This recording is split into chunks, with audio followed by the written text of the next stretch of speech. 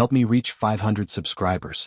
Give the video a like and drop your thoughts in the comments. I read every single one. Thank you. The celebration had stretched late into the night, the room filled with soft chatter, warm laughter, and the clink of glasses.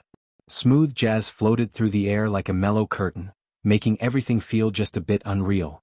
I'd spent most of the night drifting from one polite conversation to another, colleagues, mutual friends, acquaintances I barely remembered. It was all harmless small talk, the kind you endure so you don't seem rude. Sarah, on the other hand, had been glowing. She glided from group to group effortlessly, her laughter ringing out a little too perfectly, as if she had rehearsed it beforehand. I watched her from across the room, feeling both pride and something I couldn't quite name, a faint, unsettling feeling that her charm wasn't meant for me anymore.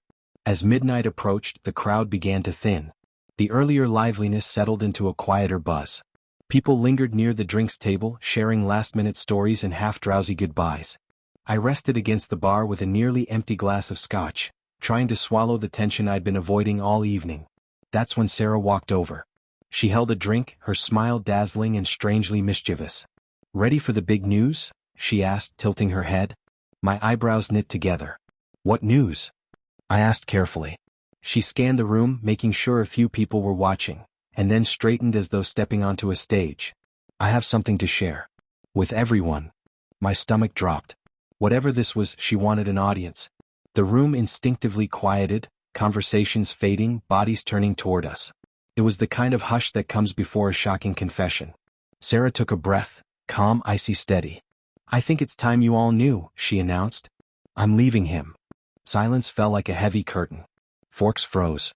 Eyes widened. Even the music seemed to falter mid-note. All attention snapped to me.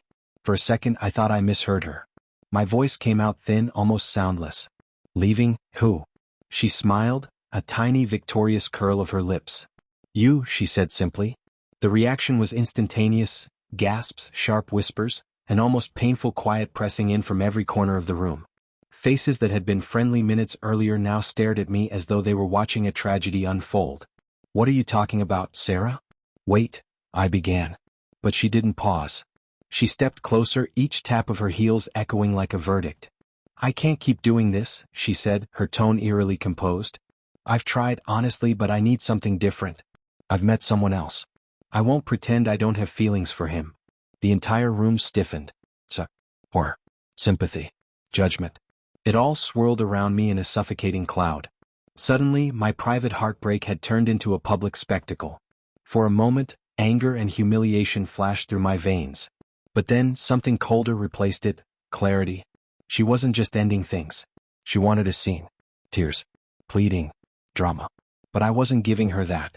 I lifted my head and looked directly into her eyes, really looked, and for the first time I saw the truth behind her polished smile. "You chose to do this here? Like this?" I asked quietly. "Yes," she replied without hesitation. "Why hide it? Everyone knows we were having problems. I'm just being honest." I swallowed hard, replaying every late night, every excuse, every shift in her behavior over the past few months. It all clicked into place. And despite the pain, one thing was undeniably clear. She wanted to break me in front of these people. I refused. I squared my shoulders. "If that's what you've decided," I said softly but firmly, "I won't stand in your way. But don't fool yourself. The people here will remember this moment. And they'll see you exactly as you've shown yourself tonight." Her confident smile twitched, the first crack in her carefully crafted performance. She glanced around, sensing the mood changing, realizing her dramatic reveal wasn't going the way she planned.